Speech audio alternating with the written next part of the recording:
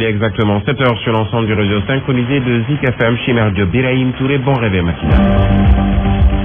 Les titres de cette édition, l'Assemblée nationale, plus que quelques heures pour connaître le sort du groupe libéral et démocratique jusque-là dirigé par Modou Diagne Fada. Déjà, le secrétaire général adjoint du PDS annonce la mise en minorité du réformateur en chef et dénonce les tentatives du parti au pouvoir d'harceler des députés libéraux pour qu'ils soutiennent le président du groupe parlementaire. Ce dernier devrait être remplacé par Aïne Botch. Les détails dans ce journal. L'éducation. Les inspecteurs de l'éducation exigent le respect des protocoles signés par l'État en 2014. L'État est responsable des perturbations notées dans le système éducatif selon les inspecteurs de l'éducation qui disent ne pas être satisfaits des engagements pris par le chef de l'État le week-end dernier. Et puis l'actualité hors de chez nous, l'opposition guinéenne crie déjà à la fraude massive 24 heures seulement après la présidentielle de dimanche dernier. Cellou Dalein Diallo et 6 autres candidats annoncent qu'ils vont rejeter les résultats issus d'un scrutin entaché d'irrégularité. À suivre la page des sports comme tous les matins avec Lamine Gueye, la revue de la presse de Fabrice Nguema. Ce sera en fin d'édition. Bienvenue à toutes et à tous. Jour de vérité à l'Assemblée nationale qui va abriter cet après-midi la session unique de l'exercice 2015-2016. Durant cette session seront renouvelés le bureau de l'Assemblée nationale ainsi que les groupes parlementaires après la dernière modification du règlement intérieur de l'Assemblée nationale. Le groupe parlementaire des libéraux et démocrates dirigé jusqu'ici par Modou Diagne Fada sera l'attraction. À n'en pas douter, la présidence devrait être confiée au député libéral Aïda Mbodj avec l'entrée de plusieurs députés de l'opposition dont Réumi, l'UCS de Abdoulaye Baldé, le FSDBJ, entre autres. Seulement Modou Diagne Fada n'a juridiquement aucun argument pour se maintenir à la tête du groupe parlementaire des libéraux si ces derniers veulent le démettre. C'est en tout cas l'avis du professeur de droit constitutionnel Ababacar Gueye, selon qui il appartient à des députés de mettre à la tête de leur groupe qui ils veulent. Selon le professeur, la seule voie que peut emprunter Modou Diagne Fada pour se maintenir à la tête de ce groupe parlementaire, c'est de s'accrocher au texte du Parti démocratique sénégalais. Voyons plus ceci avec Salif Kébessa. Modou Diagne Fada n'entend pas abdiquer et se laisser démettre de la tête du groupe parlementaire des libéraux. Même si le choix du pape du Sopi est désormais porté sur Aïda Mbodj, Fada compte se battre pour rester à la tête de ce groupe. Mais Fada a-t-il juridiquement des arguments qui peuvent le maintenir à la tête du groupe libéral? Ababacar Gueye, professeur de droit constitutionnel. Si aujourd'hui le Parti démocratique sénégalais avec d'autres partenaires parviennent à s'entendre sur la structuration de leur groupe parlementaire, au moment où on renouvelle le groupe parlementaire, il est aussi possible de renouveler la présence du groupe parlementaire. Pour le professeur, le PDS est bien dans son droit de vouloir démettre Fada de la tête du groupe parlementaire des libéraux. Si on met quelqu'un d'autre à sa place, c'est que l'ancien président a été démis. Et c'est posé parce que ça ne dépend en fait que des membres du groupe parlementaire. Et la seule arme, selon lui, dont dispose Fada pour résister, c'est de s'appuyer au texte du PDS. Il faut peut-être se référer au statut ou au règlement intérieur du Parti démocratique sénégalais pour voir les modalités de fonctionnement de ce parti. Et ça permettrait peut-être de régler le problème dont parle Modou Diagne Fada. Ce mardi, en plénière, les députés de l'Assemblée nationale vont élire un nouveau bureau ainsi que de nouveaux groupes parlementaires. Une occasion qui nous édifiera sans doute sur les chances de Modou Diagne Fada de rester président du groupe parlementaire des libéraux ou de céder sa place à Aïda Mbodj, comme le veut Abdoulaye Wade. Justement, concernant Modou Diagne Fada, sa mise en minorité ce mardi à l'Assemblée nationale, Omar Sarr, coordonnateur du PDS, secrétaire général adjoint, en parle, précisant que sur les 12 députés du groupe, au moins 9 sont fidèles au parti et non aux rénovateurs. Plutôt ces propos sont recueillis par Pape Chastil. Au niveau du groupe initial, il y avait le groupe du PDS. Vous savez, il y avait 12 membres. Et parmi donc les 12 membres, donc ce que nous souhaitons, c'est que tous ces 12 membres rejoignent le groupe donc renforcé. Notre objectif minimum à ce niveau-là, c'est que 10 personnes, au moins 10 membres sur les 12, soient au moins dans le groupe renforcé.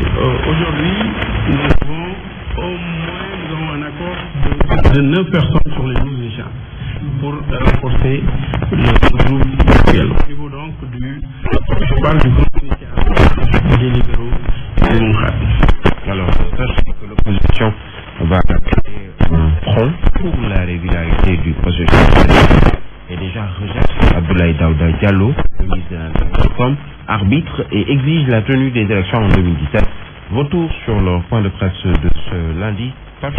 L'objectif de cette opposition est sans équivoque, unir ses forces face à Macky Sall. L'opposition réunit ses forces pour une meilleure prise en charge des préoccupations des Sénégalais. Premier acte, faire bloc à l'Assemblée nationale.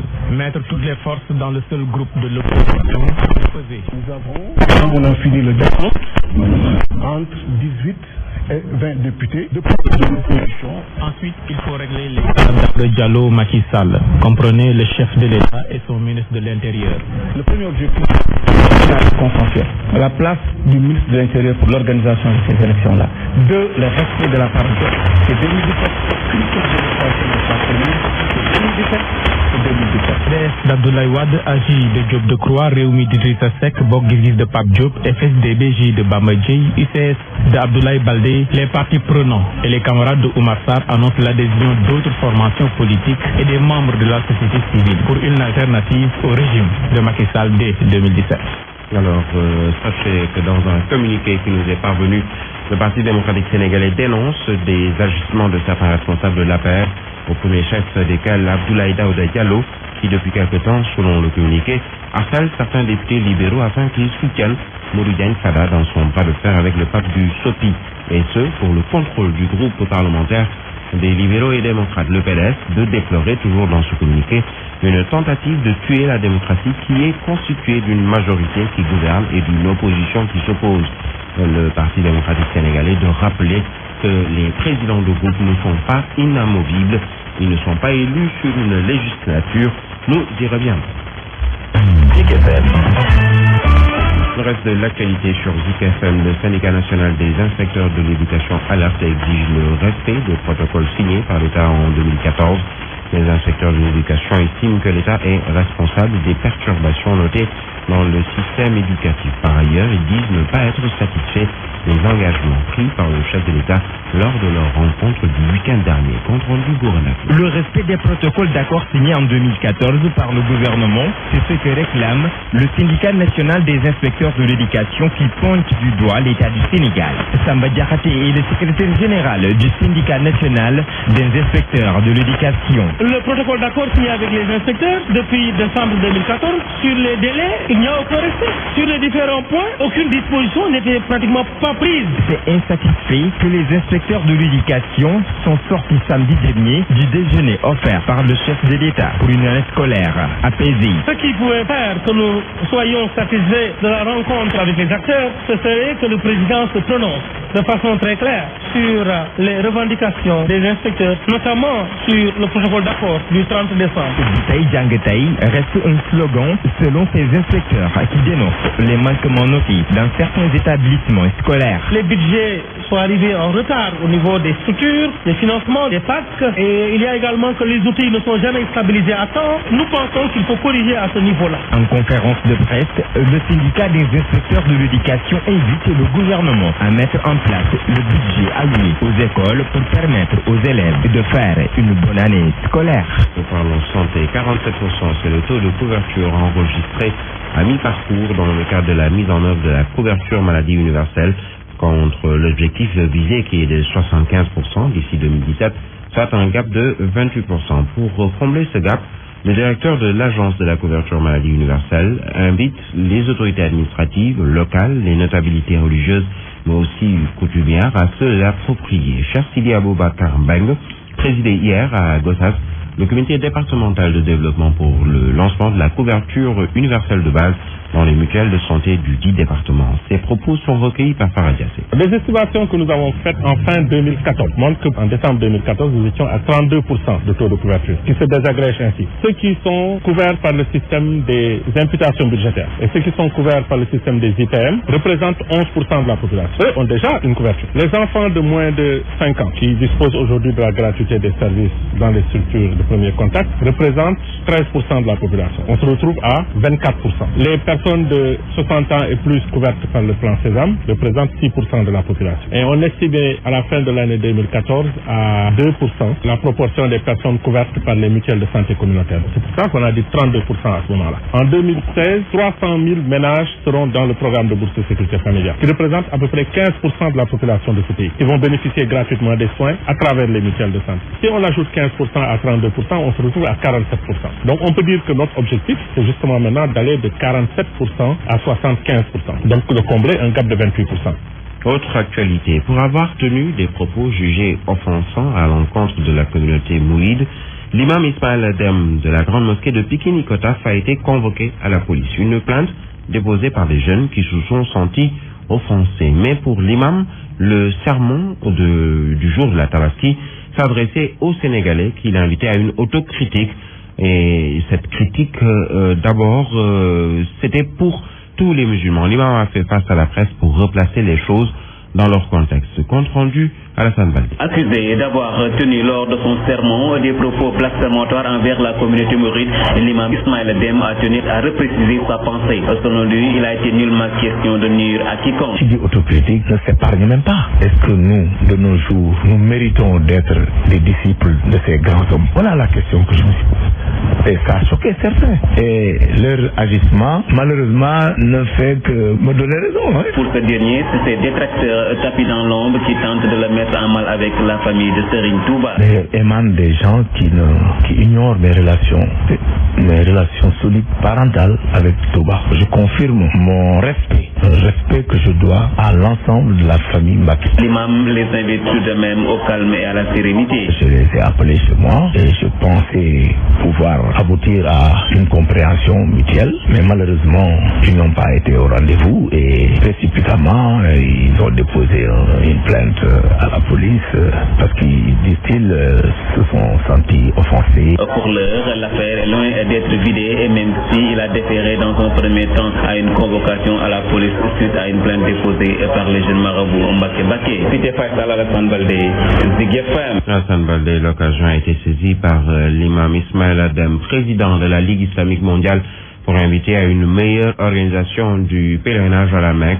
Selon ce dernier, il faut s'y prendre très tôt et envoyer des missions de reconnaissance à la Mecque. Pour lui, cela va éviter ou faire éviter les nombreux manquements notés dans la gestion des pèlerins en amont comme en aval.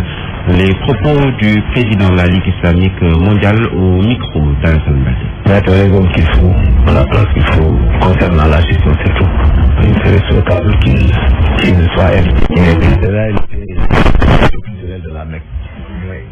C'est important, il faut tirer les conséquences, les leçons du passé, les conséquences des problèmes qui ont été vécus là-bas et prendre les mesures, les dispositifs nécessaires. Il faut s'y prendre très tôt et organiser des missions de reconnaissance de sorte que quand le guide vient, il peut guider son groupe facilement et il peut savoir là, les portes là, ici, là c'est fermé, là ça ne passe pas, là il faut monter, là il faut descendre, il faut connaître le lieu. C'est important ça.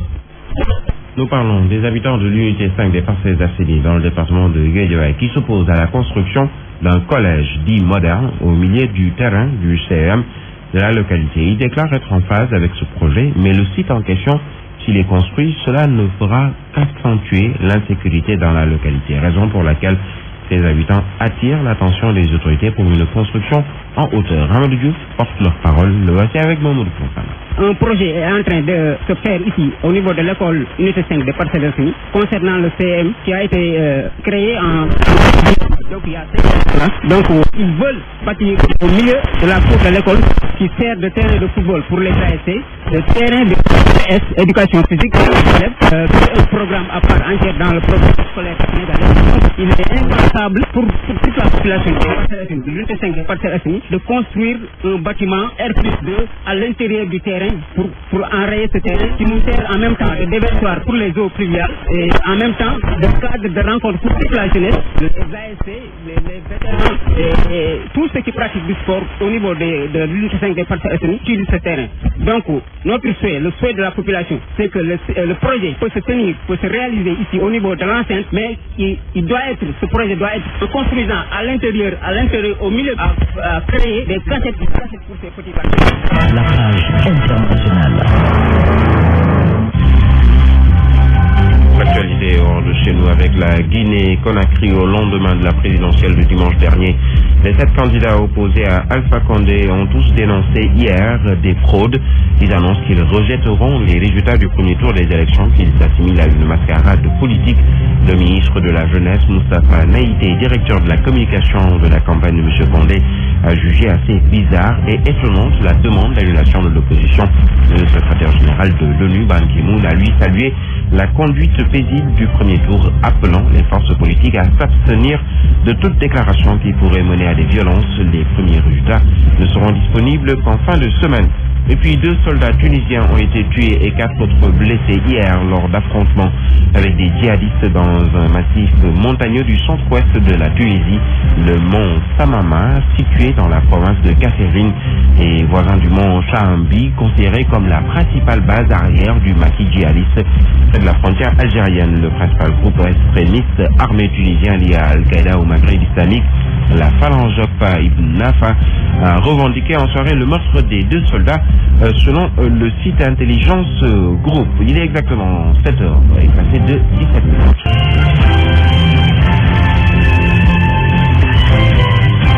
Actu Sport.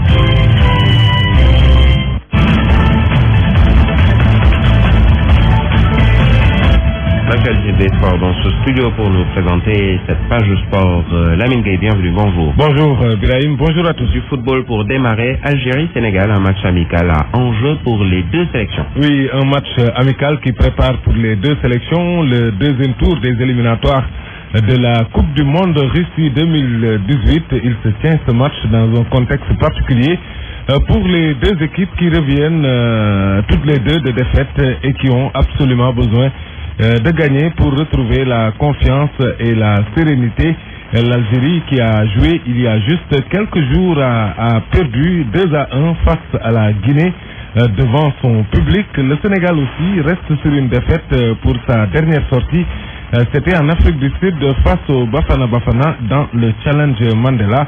La première défaite de Aliou Cissé en tant que sélectionneur des Lions A. Coup d'envoi de la rencontre 19h30, c'est au stade du 5 juillet. Le Sénégal reste également sur une défaite face à l'Algérie. C'était à la dernière CAN en Guinée équatoriale. Défaite qui l'avait éliminé prématurément de la compétition. Donc on peut imaginer des relents de revanche pour nos Lions. Nous parlons du CHAN Rwanda 2016, les Lions locaux dans la dernière ligne droite. Oui, il s'agit du dernier tour éliminatoire. Le Sénégal doit croiser le Sili national. La manche aller est prévue le 18 octobre à Bamako, donc samedi prochain. L'équipe de Moustapha Seck, en préparation depuis plusieurs semaines, doit normalement rallier la capitale malienne demain mercredi. Le Mali, qui a d'ailleurs servi de sparring partenaire à la Guinée dimanche et a battu cette équipe du Sili national sur le score de 2-1, alors que les Lions locaux restent eux sur une victoire. C'était ici même à Dakar face aux Lions indomptables du Cameroun. Le Sénégal avait manqué plutôt le dernier CHAN, éliminé par la Mauritanie. Aujourd'hui, il faut franchir l'obstacle guinéen pour décrocher le billet pour le Rwanda qui abrite la phase finale en 2016. Nous reparlons de nos clubs qui se préparent. Aujourd'hui, zoom sur l'USO. Oui, l'Union sportive de Ouakam qui a enregistré le départ de Oumar Gueye Ndiaye et l'arrivée à la tête de l'équipe de Abdou Aziz Gueye, l'USO, qui l'année dernière a entamé très fort la saison dans sa première phase, mais n'a pas pu garder le tempo. Son nouveau président a des objectifs très clairs qu'il veut réaliser au cours de son mandat. Il a tout décliné à travers ce reportage signé Aïcha Kama. Première au classement durant une bonne partie des phases allées de la défunte saison, l'Union sportive de Ouakam se prépare pour cette nouvelle saison. Abdelaziz Gueye est le nouveau président de l'USO. Le budget cette année est estimé entre 80 et 100 millions. Nous sommes en train de faire notre préparation hivernale, de faire les recrutements des joueurs, de préparer les joueurs, préparer l'équipe. On a un nouvel entraîneur, Malik Dak, qui est en train de faire sa préparation et de voir des joueurs, de les tester. Je pense que dans une semaine, il va finir. Une saison qui va enregistrer certainement des départs, mais également des recrues. Alfred Bakili est le président exécutif de l'ISO. Pour le moment, nous décomptons 4 départs à confirmer. Dans ces départs-là, il y a des joueurs qui ont des contrats qui ne sont pas encore arrivés à échéance et plusieurs arrivés. Élu à la tête de l'Union sportive de Ouakam il y a quelques jours, le président a beaucoup d'ambition pour cette équipe. Abdelaziz Gueye. Rester en première division, faire des infrastructures dignes de l'US Ouakam, c'est-à-dire d'avoir un siège fonctionnel, d'avoir un centre de formation et de refaire des terrains de football et de basket et de réformer les textes du club. Avec un nouveau président et un nouveau coach, les Lébous de Ouakam comptent taper fort cette saison. On verra Aïcha Kamara, en tout cas, l'Union sportive de Ouakam, c'est l'équipe de Biraïm. Oui, nous parlons également donc de l'autre équipe ou des autres, c'est l'Euro, France 2016, 18 équipes déjà qualifiées et qui sont déjà là. Oui, il faut savoir que pour la première fois, l'Euro va se jouer à 24 équipes. 18 sont déjà connues, les derniers qualifiés hier, la Russie et la Slovaquie. Sinon, tous les grands sont là. La France qui organise, l'Italie, l'Espagne, l'Angleterre, Belgique, Portugal, République tchèque, pour ne citer que cela. Il reste encore 6 places. 2 seront octroyées ce soir à l'issue des matchs de la 10e et dernière journée de ces éliminatoires. Le reste, les 4 tickets seront distribués au barrage pour désigner les derniers qualifiés. Les Pays-Bas et la Hollande risquent de rater cet Euro 2016. Les Néerlandais ne dépendent plus de leurs résultats. Il leur faut non seulement battre la République tchèque ce soir, mais en même temps souhaiter la défaite de la Turquie qui reçoit l'Islande pour espérer accrocher une place au barrage, ce qui veut dire que ce sera très très très difficile pour la Hollande de se qualifier pour cette phase finale de l'Euro 2016 qui va se jouer en France. Voilà, Birahim, pour la page 3. Merci à vous, Lamine Gueye, 7h25.